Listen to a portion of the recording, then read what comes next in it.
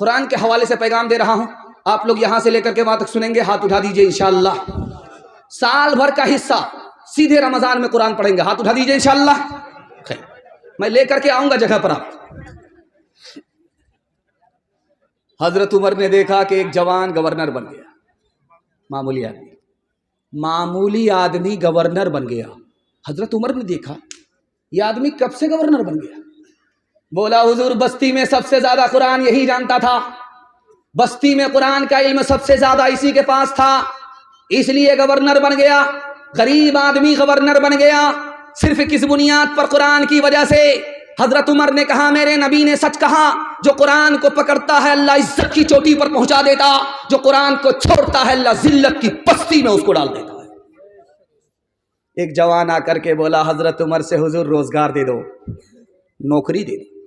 हजरत उमर ने कहा जरूर नौकरी मिलेगी, मैं तो नौकरी देने के लिए ही बैठा हूं, पहले ये बताओ कि तुम कुरान जानते हो? कहा नहीं।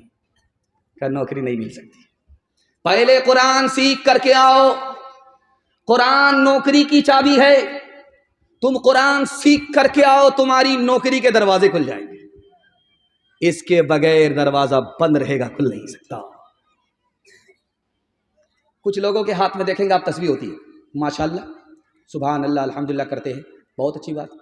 कुछ लोगों के हाथ में देखेंगे मोबाइल खोल करके कुरान पढ़ते रहते हैं। दोनों में फर्क क्या है?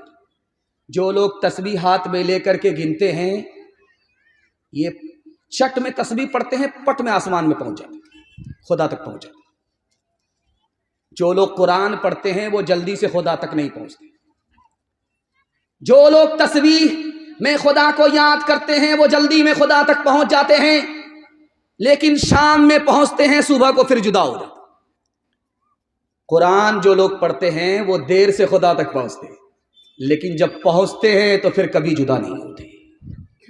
कुरान में और तस्बीह में यही फर्क है। हाथ उठाइए, वादा कीजिए हमारा बच्चा पहले कुरान सीखेगा, उसके बाद स्कूल की तालीम लेगा, हाथ उठा दीजिए इंशाअल्लाह। जो सबसे बड़ा बेवकूफ़ होगा वो मदरसे में आएगा, हाथ उठा दीजिए इंशाअल्लाह। हाँ, यहाँ कुछ लोग बेदार हुए हैं, दायां बायां हुए हैं, वो बस्ती के दामाद होंगे, अल्लाह हिफाजत फरमाए। कुछ ज़रूरी तो नहीं जान बचाए रखना, जान से बढ़ के है ईमान बचाए रखना,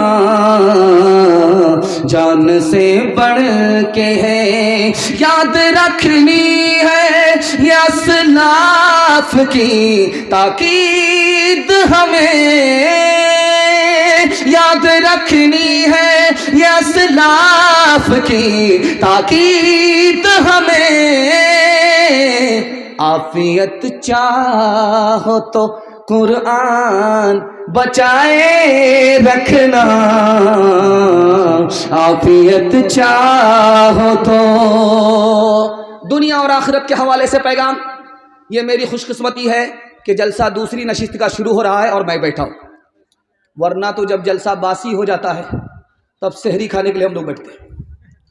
आधे लोग सो चुके होते हैं, आधे लोग जागते हैं, तो मुर्दा को जिंदा करना पड़ता है और जिंदा को जल्दी से सहरी के लिए फारिग करना पड़ता है। अल्लाह जज़ाए खैर दे, आपका जलसा बिल्कुल जवान है।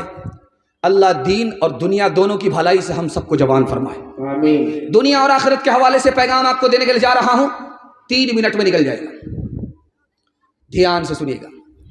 दुनिया का बदला अल्लाह दुनिया में नहीं देता, जन्नत में देगा। जानते हैं क्यों? आपका दिल बड़ा मजबूत होगा। दुनिया में भलाई किया, भलाई का बदला दुनिया में नहीं मिला, अल्लाह जन्नत में देगा। क्यों? 2 वजह से। दुनिया छोटी है, बदला बड़ा है। हमारी दुनिया में जन्नत का बदला लेने के लिए जगह ही नहीं, इसलिए अल्लाह दुनिया में बदला नहीं देता। और जन्नत दुनिया से बड़ी जगह है, दुनिया की नेकी का बदला इसलिए अल्लाह जन्नत में देगा। दुनिया में मिलेगा, दुनिया खत्म हो गई, बदला भी खत्म हो गया। जन्नत खत्म होने वाली नहीं है, इसलिए दुनिया का बदला अल्लाह जन्नत में देगा। कितना मेहरबान खुदा है। आप जन्नत में क्यों जाना चाहते हैं? कोई अगर आपसे पूछे क्या जवाब देंगे? एक ही जवाब है। आप जन्नत में क्यों जाना चाहते हैं? एक ही जवाब है, दुनिया में खुदा का दीदार नहीं है, खुदा से मुलाकात नहीं है। जन्नत में जाएंगे खुदा का दीदार भी होगा, मुलाकात भी होगी। इसलिए जन्नत। एक नसरानी मुसलमान होना चाहता है तो आलिम दीन ने कहा कलमा पढ़ो मुसलमान हो जाओ। कहा मैं मुसलमान तो हो जाऊंगा लेकिन मुझे मिलेगा क्या? बोला जन्नत मिलेगी। कहा जन्नत से बेहतर अगर चीज है तो बताओ, तब तो इस्लाम कबूल करूंगा, मुसलमान हो जाऊंगा, जन्नत के लिए मुसलमान नहीं बनूंगा। तो कहने वाले ने कहा कि तुम मुसलमान हो जाओ, जन्नत से बेहतर नेमत की जमानत मैं लेता हूं, खुदा का दीदार मैं कराऊंगा। कलमा पढ़कर मुसलमान हो गए। अताउल्लाह शाह बुखारी रहमतुल्लाह अलैह, दुआ कीजिए अल्लाह उनकी कब्र को नूर से भर दे। जलसे में खिताब कर रहे थे, लोगों से कहा लोगों परेशान मत हो, जन्नत में सब कुछ मिलेगा। एक चचा खड़े हुए, हजरत वो मिलेगा? कहा क्या? कहा वो। करे अल्लाह का बंदा साहब बोलो क्या कहना चाह रहे हो? कहा हजरत आप कह रहे हैं जन्नत में सब कुछ मिलेगा, हुक्का मिलेगा? तो हजरत ने कहा हाँ मिलेगा, लेकिन जहन्नम में जाकर के सुलगाना होगा। हाथ उठाइए, वादा कीजिए। 10 रुपया मिलेगा, ऐलान करेंगे इंशाअल्लाह। रास्ते में 10 रुपया मिलेगा, ऐलान करेंगे, हाथ उठा दीजिए इंशाअल्लाह बिल्कुल सही जा रहा है। 10,000 मिला तो घर का सामान होगा, हाथ उठाइए इंशाअल्लाह। फकत वाली नहीं थे, सभी मुल्कों के वाली थे। सिकंदर जब गए दुनिया से दोनों हाथ खाली थे। का भागा कछु घिर न रहाई, देखत नैन चला जग जाई। 1 लख पूत सवा लख नाती, तारा बन घर दिया न बाती। लंका सी कोठी समुद्र सिखाई, तारावन की खबर न पाई। कहत कबीरा अंत की बारी, हाथ झाड़ जैसे चले जुआरी। कहत कबीरा अंत की बारी, हाथ झाड़ जैसे चले जुआरी। मैं आपको वहां तक लेकर के आ गया हूं जहां मुझे आपको पहुंचाना था। माशाअल्लाह, मुझे अगर टाइम नहीं मिलता, 3 मिनट का टाइम मिलता, तो मैं ये पैगाम सुनाता, आप इसकी हिफाजत करते, तो मैं गारंटी ले करके जाता कि आपके हाथ पर भी पैसा होगा, जेब में भी पैसा होगा, घर में भी पैसा होगा। ज़रूरत ख़त्म हो जाएगी, पैसा ख़त्म नहीं। इसको याद करके ले जाइएगा। और 2026 जब आएगा तो आप साल भर तजर्बा करके देखिएगा। अगर झूठे हो गए तो आप मेरा गिरेबान पकड़ सकते। मसनद रसूल पर बैठ करके गारंटी लेता हूं, हाथ मर पे पैसा होगा, जेब में भी पैसा होगा, घर में भी पैसा होगा। ज़रूरत ख़त्म हो जाएगी, पैसा ख़त्म नहीं। आपको सिर्फ 2 काम करने हैं, हाथ उठाइए इंशाअल्लाह करेंगे। पहला काम हलाल कमाना। अगर हराम कमाते हैं मैं गारंटी वापस लेता हूं, हलाल कमाते हैं गारंटी दे रहा हूं 1 साल। और दूसरा काम हिसाब से खर्च कीजिए। थोड़ा पैसा है थोड़ा खर्च कीजिए, पैसा है नहीं, पैसे को पानी की तरह मत बहाइए। पैसे को हिसाब से खर्च करके 1 साल दिखाइए। थोड़ा पैसा है थोड़ा खर्च करके दिखाइए। पैसा है नहीं, आप बेहिसाब खर्च मत कीजिए। 1 साल हलाल कमा करके दिखाइए। मैं मसनद रसूल पर गारंटी लेता हूं 10 साल तक आपके हाथ में भी पैसा होगा, जेब में भी पैसा होगा, घर में भी पैसा होगा। जरूरत खत्म हो जाएगी, पैसा खत्म नहीं। 2 तरह की रोजी होती है। एक रोजी का नाम हलाल, दूसरी रोजी का नाम हराम। 4 तरह से हासिल होती है। बाप दादा की जायदाद से हासिल होती है पहली रोजी, कारोबार से हासिल होती है, तिजारत से हासिल होती है दूसरी रोजी, खेती बाड़ी से हासिल होती है तीसरी रोजी, नौकरी मुलाजमत से हासिल होती है चौथी रोजी। 4 तरह की रोजी होती है। लेकिन अगर आपने हराम कमाया, कितना बड़ा नुकसान है दिखाने के लिए जा रहा हूं। आपको घर में भी चैन नहीं मिलेगा, घर से बाहर भी सुकून नहीं मिलेगा। अगर ऐसा है तो 100 बार झांक करके अपने गिरेबान में देखिए कि हराम आ रहा है, किसी तरफ से आ रहा है, न घर में सुकून होगा न बाहर चैन मिलेगा। दूसरा नुकसान, आप कमाते कमाते थक जाएंगे, पैसा नजर नहीं आएगा, बरकत उड़ जाती है। तीसरा नुकसान, अगर आपने हराम पैसा कमाया, मस्जिद में चंदा दिया, मदरसे में चंदा दिया, तो ये किसी काम का नहीं। ये चंदा देना ऐसे है जैसे पाक कपड़े को खून में धोना, कपड़ा और नापाक होगा, पाक नहीं होगा। बेटा मैदान में गया जंग लड़ने के लिए, खबर आई कि तुम्हारा बेटा हार गया। मां कहती है मेरा बेटा हार ही नहीं सकता, या तो मैदान जीत करके आएगा या तो गर्दन कटा करके आएगा, मैदान हार नहीं सकता। खबर आई कि पहली खबर झूठी थी, तुम्हारा बेटा मैदान जीत करके आ रहा है। बाप ने पूछा अपनी बीवी से, लड़के की मां से, तुमको कैसे यकीन हो गया कि मेरा बेटा मैदान हार नहीं सकता? कहा कि जब वो मेरे पेट में था तो मैंने हराम को हलक के नीचे उतरने नहीं दिया, जब वो दूध पीने लगा तो मैंने उसके हलक के नीचे हराम को उतरने नहीं दिया। मेरे बेटे के पेट में हलाल है, वो मैदान मार तो सकता है, हार नहीं सकता। हाथ उठाइए, वादा कीजिए, हलाल कमाएंगे, हिसाब से खर्च करेंगे इंशाअल्लाह, अमीरों को लूटेंगे, गरीबों में बांटेंगे। हाथ उठा दीजिए इंशाअल्लाह। खबर हदीसों में जिसकी आए वही जमाना अब आ रहा है, ज़मीं भी तेवर बदल रही है, फलक भी आंखें दिखा रहा है। पराए माल को अपना समझे, हराम को भी हलाल जाने, हराम को भी हलाल जाने। गुनाह करे और कमाल समझे, गुनाह करे और कमाल समझे। बताओ दुनिया में क्या रहा है, खबर हदीसों में जिसकी आए वही जमाना अब आ रहा है। आपका जलसा 1/3 निकल गया, आप हमको इतना घूर घूर करके देख रहे हैं कि मुझे डर लगता है कि कहीं आपकी नजर न लग जाए, लेकिन मैं भी चालाक आदमी हूं, दम करके बैठा। आप नजर लगाते रहिए, हम नजर काटते जा रहे हैं। बिल्कुल आपका आधा जलसा मोहब्बत में कैसे गुजर गया मुझे भी पता नहीं चला, आपको भी पता नहीं चला। अजीम मेहमान मुफ्ती नोमान साहब दामद बरकातुम, उनका वक्त है और मैं इस्तेमाल हो रहा हूँ। ज़्यादा इम्तिहान लूँगा तो दुआ की बजाय बद्दुआ मिलेगी। खैर, अल्लाह जज़ाए खैर दे। इस आदमी का छोटा पैक है, बड़ा धमाका है। यह आदमी आपको देखने में बिल्कुल मामूली लगता है, इसके मदरसे को देख करके यह आपको लगता है कि ये इस इलाके का गुलाम बस्तानवी है। अल्लाह इनकी उम्र में खूब खूब बरकत दे। बच्चों के लिए अलग मदरसा बनाया है, लड़कियों के लिए अलग मदरसा बनाया, और अकेले ही अपने दम और खम पर इस आदमी ने 2024 को भी अच्छा कर लिया। उम्मीद करता हूं कि 2025 में और ज्यादा इनको तरक्की होगी। अल्लाह इनको कबूल फरमाए, इनके मदरसे को कबूल फरमाए। बहुत अजीम आदमी है ये, छोटा पैक बड़ा धमाका है। अल्लाह इल्म में, अमल में, अखलाक में खूब खूब बरकत अता फरमाए। ध्यान से सुनिएगा, तेजी के साथ निकल जाएगा। हम जहेज देते हैं, बहुत अच्छी बात है, लेकिन जहेज में अच्छाई कितनी है, बुराई कितनी है, दिखाने के लिए जा रहे।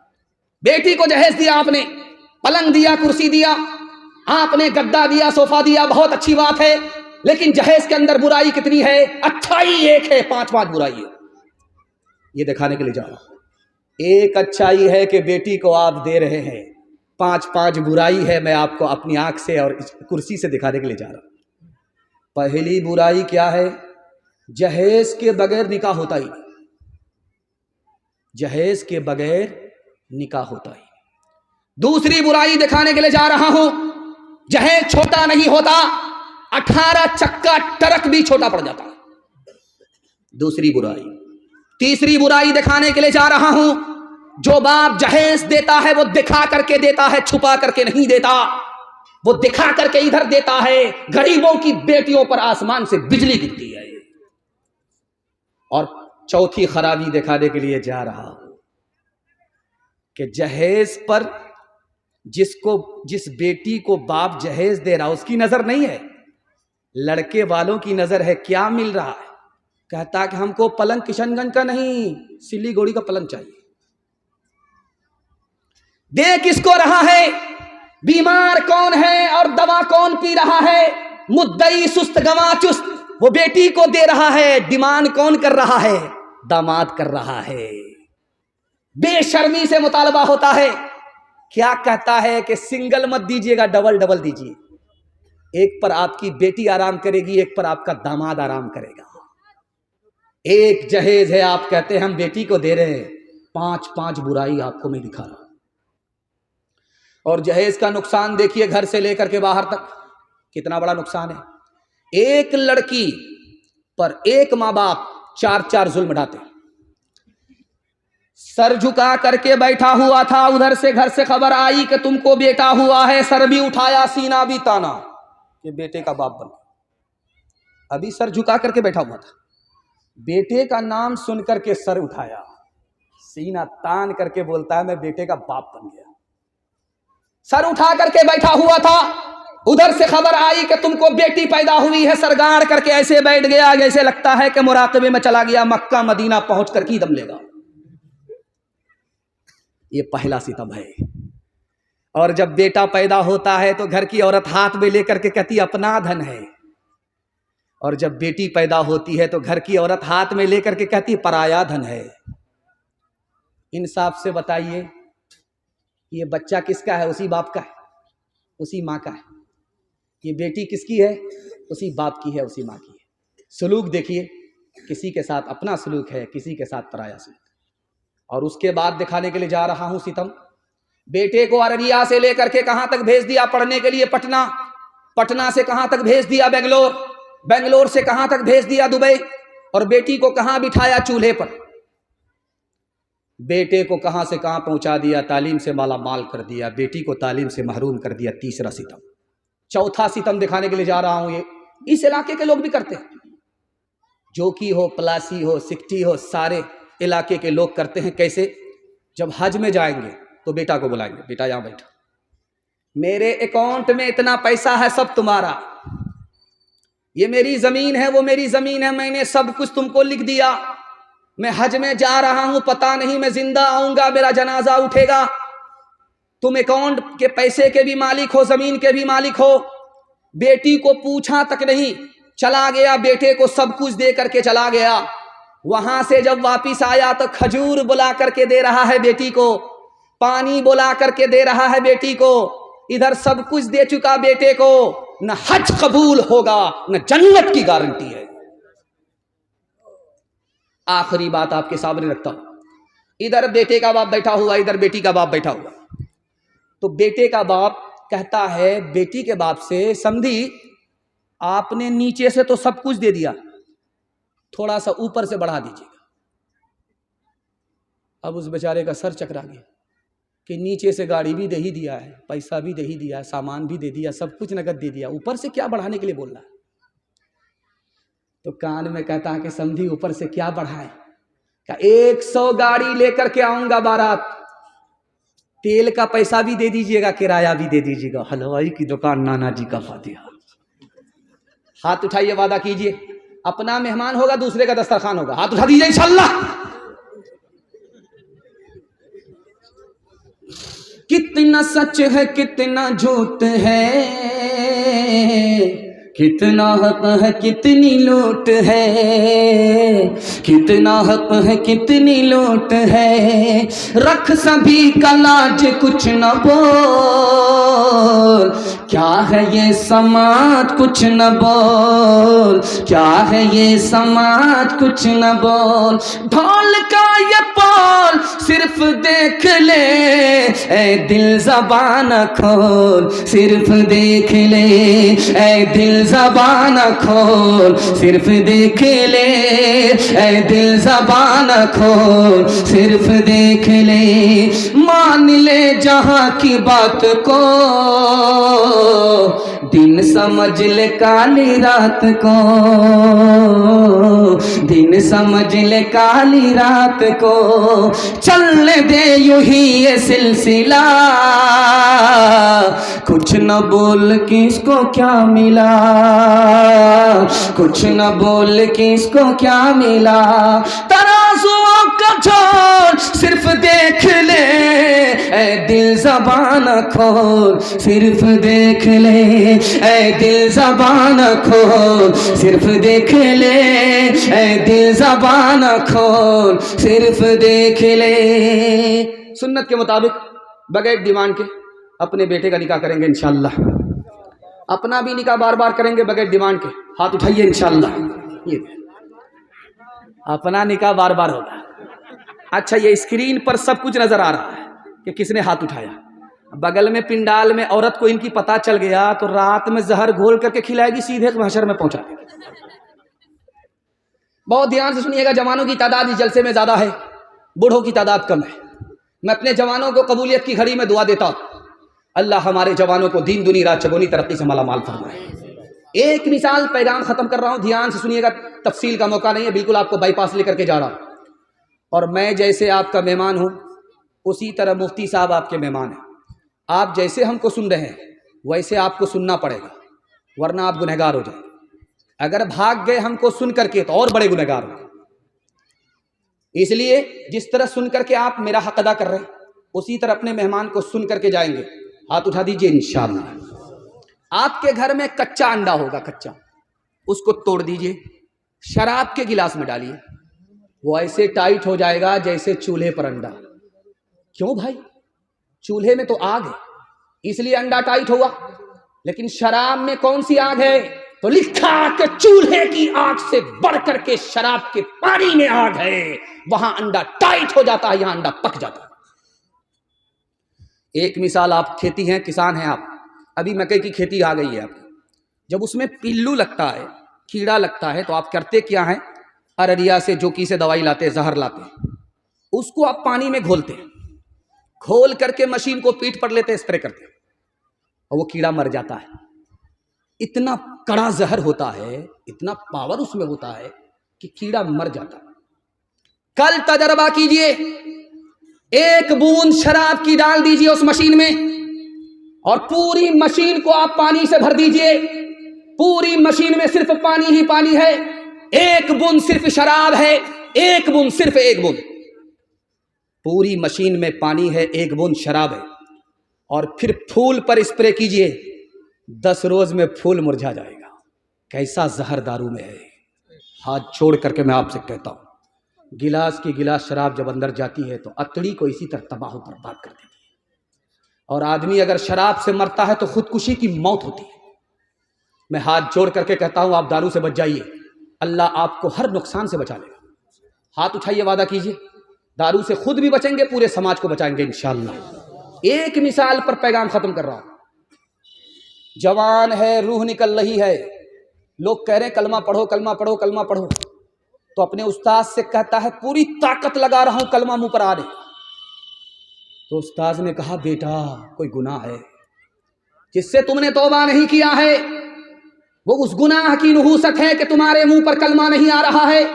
पूरी ताकत लगा रहे हो, रूह निकलने वाली है, कलमा नहीं आ रहा। याद करो वो कौन सा गुनाह है। तो कहा, हुजूर मुझे याद आ गया, डॉक्टर के मशवरे पर 1 गिलास साल में 1 बार दारू पीता था कि बीमारी खत्म हो जाएगी, उसी की नहूसत है कि मर रहा हो, जबान पर कलमा नहीं आ रहा है। हाथ उठाइए, वादा कीजिए, जवानी में पकड़ेंगे, बुढ़ापे में छोड़ेंगे इंशाअल्लाह। खैर माशाअल्लाह, 58 54 सबने हाथ उठाया, अभी जवानी में पहुंचा नहीं है, हाथ उठा रहा है देखा देखी। खैर अल्लाह इस बच्चे के बचपन को बचाए, जवानी तक पहुंचाए, अली और उमर जैसा जवान बनाए, शराब से बचने और बचाने वाला बनाए। पूरी मिल्लत के लिए दुआ कीजिए, अल्लाह इस नहूसत से अररिया, किशनगंज, कटिहार, पूर्णिया, सारे जिला को और जिला के मुस्लिम नौजवानों को अल्लाह बचाए। मचलती उमंग कहीं सो न जाए, ये सुबह है ये शाम कहीं खो ना जाए, मचलती उमंगे कहीं सो ना जाए, ये सुबह है ये शाम कहीं खो ना जाए, कोई सुबह ले ले कोई शाम ले ले, जवानी के सर को ये इल्जाम ले ले, निगाहें मिलाए और एक जाम ले ले, जवानी के सर को ये इल्जाम ले ले, गिलासों में जो डूबे फिर न उभरे जिंदगानी में, हजारों बह गए इन बोतलों के बंद पानी में, न कर बर्बाद अपनी जिंदगी बोतल के दीवाने, वो काटेगा बुढ़ापे में जो बोता है जवानी में, ये दारू का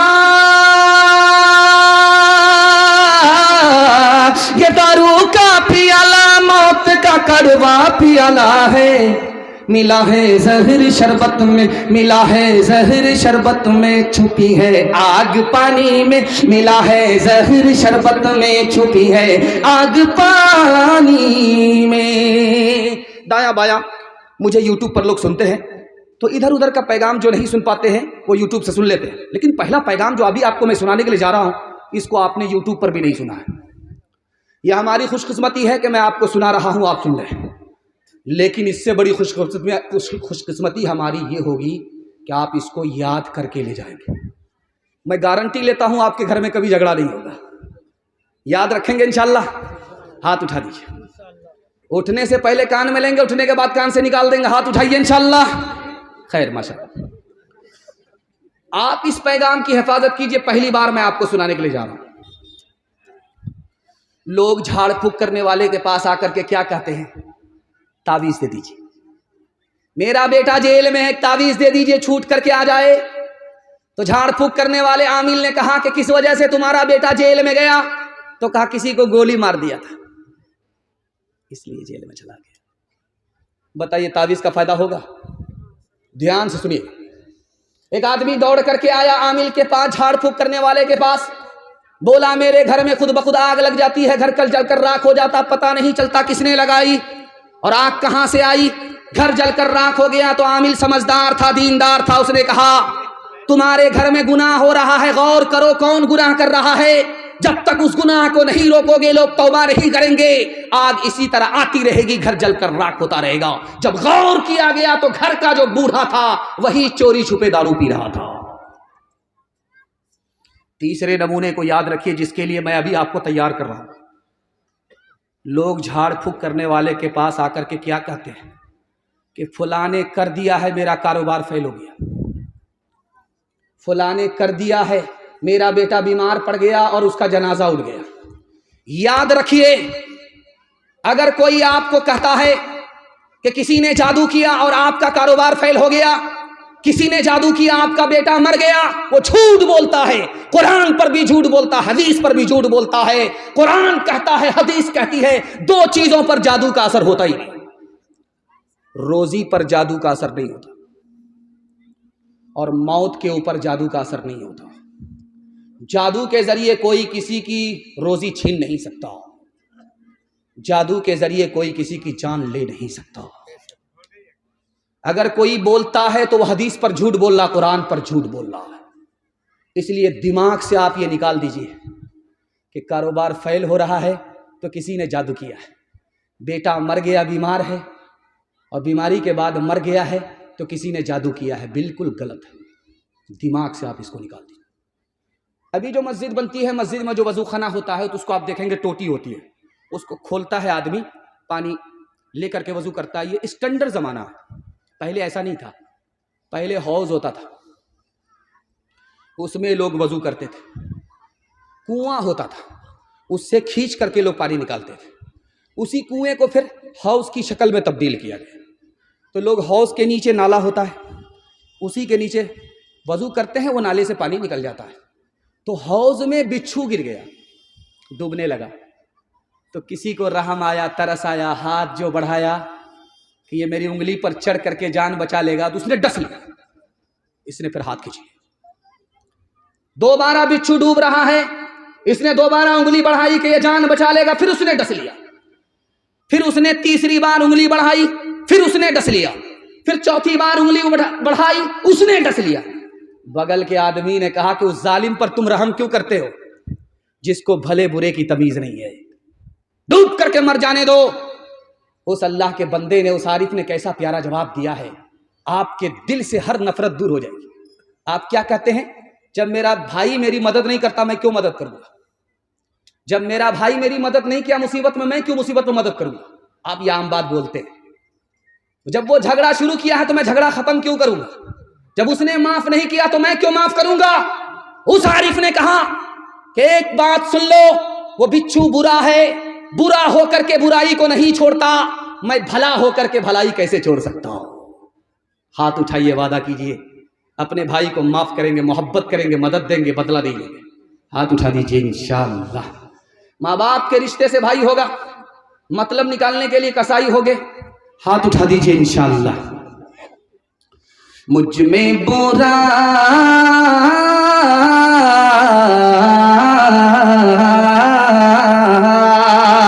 मुझ में बुराई भी, मुझ में भलाई भी, लाखों है मैल दिल में, थोड़ी सफाई भी, थोड़ी सफाई भी, थोड़ा सा नेक हो, थोड़ा सा नेक हो, थोड़ा बेईमान हो, दुनिया जो चाहे समझे, मैं तो इंसान हूँ, मैं तो इंसान हूँ। जीवन का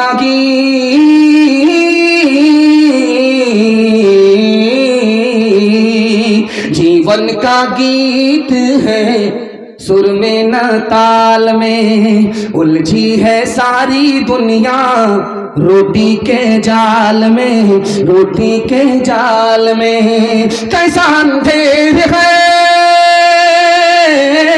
कैसा अंधेर है, मैं भी हैरान हूँ। दुनिया जो चाहे समझे, मैं तो इंसान हूँ, मैं तो इंसान हूँ। मैं बोलते बोलते जोश में ओवर जा रहा हूँ। अब सोचता हूँ कि नहीं, ब्रेक देना चाहिए। बस 5 मिनट के लिए आपको पैगाम दे रहा हूँ, 2 पैगाम औरतों के हवाले से। आप लोग सुनने के लिए यहाँ से लेकर के वहाँ तक तैयार हैं? हाथ उठा दीजिए इंशाअल्लाह। अल्लाह के रसूल की मजलिस है, उमर बैठे हुए, तो मजलिस में उमर से अल्लाह के रसूल ने सवाल किया, उमर बताओ सबसे ज्यादा कीमती औरत कौन सी औरत है? कौन सी औरत सबसे ज्यादा कीमती है? ईमान के बाद सबसे बड़ी दौलत है, वो कौन सी औरत है? हजरत उमर के पास जवाब नहीं था। कहा या रसूल अल्लाह, मेरी बीवी मुझसे ज्यादा पढ़ी लिखी है, मैं जा करके मालूम करके आता हूं। हजरत उमर गए, बीवी के पास से जवाब लेकर के आए। कहा औरत सबसे ज्यादा कीमती वो है जिसके अंदर शर्मो हया हो। शर्मो हया है तो वो औरत ईमान के बाद सबसे बड़ी दौलत है। अल्लाह के रसूल की मजलिस है, अल्लाह के रसूल ने हजरत अली से सवाल किया, अली बताओ औरत के लिए सबसे बेहतर क्या है?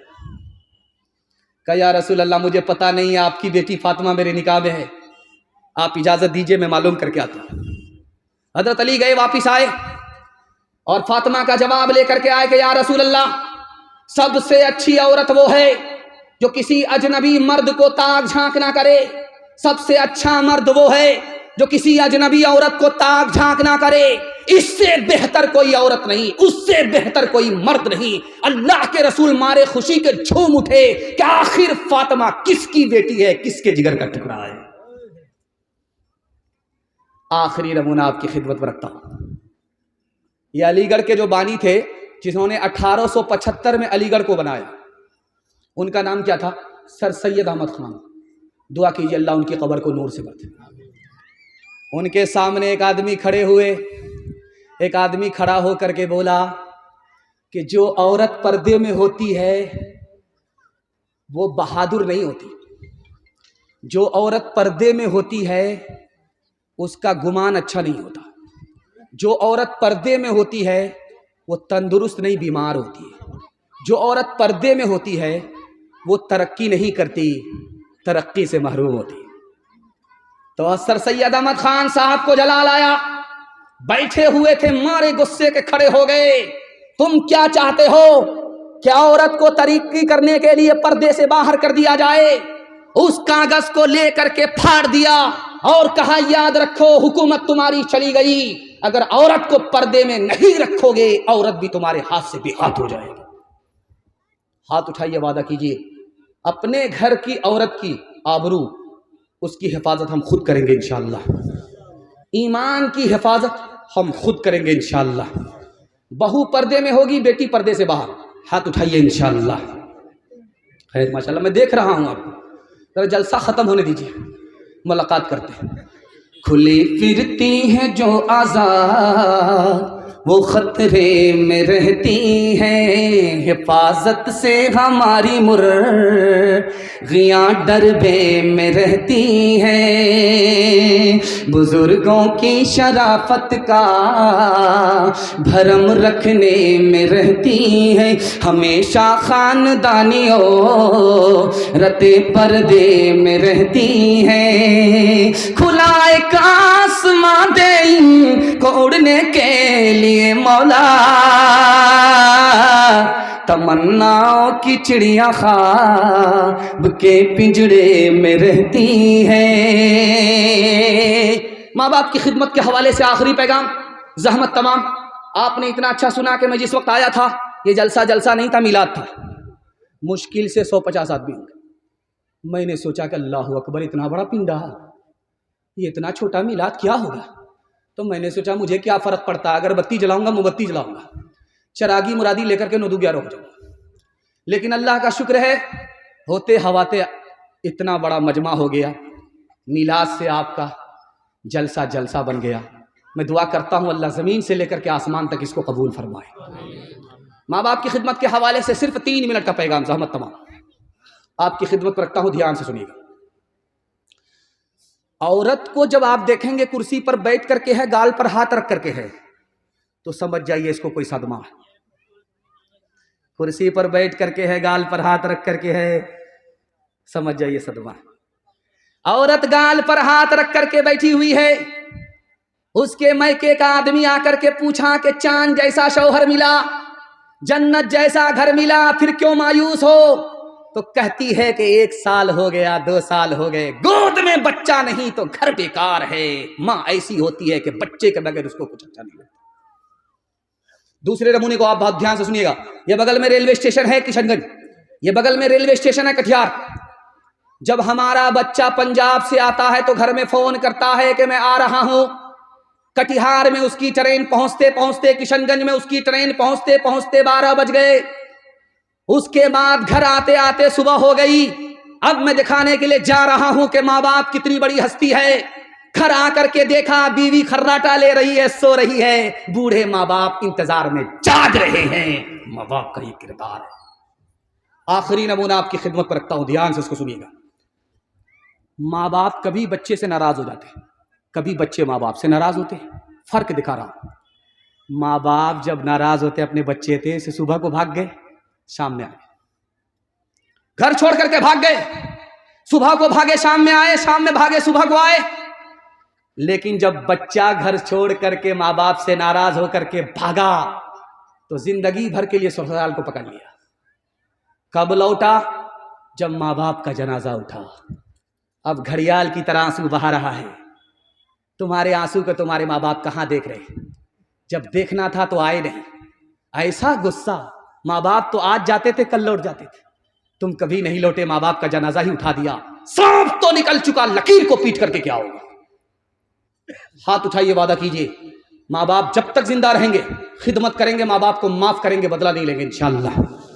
माँ बाप को माँ बाप कहेंगे, सास ससुर को किबला और काबा कहेंगे। हाथ उठाइए इंशाअल्लाह। रो रो के मांगती हूँ तेरे लिए दुआएं, मर जाऊं तेरे बदले लेकर तेरी बलाएं।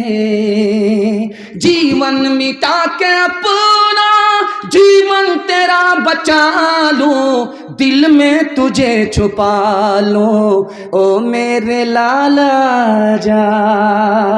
तेरे लिए हूँ पागल आखिर को माँ हूँ तेरी, जग में रहे तो जिंदा उजड़े न गोद मेरी।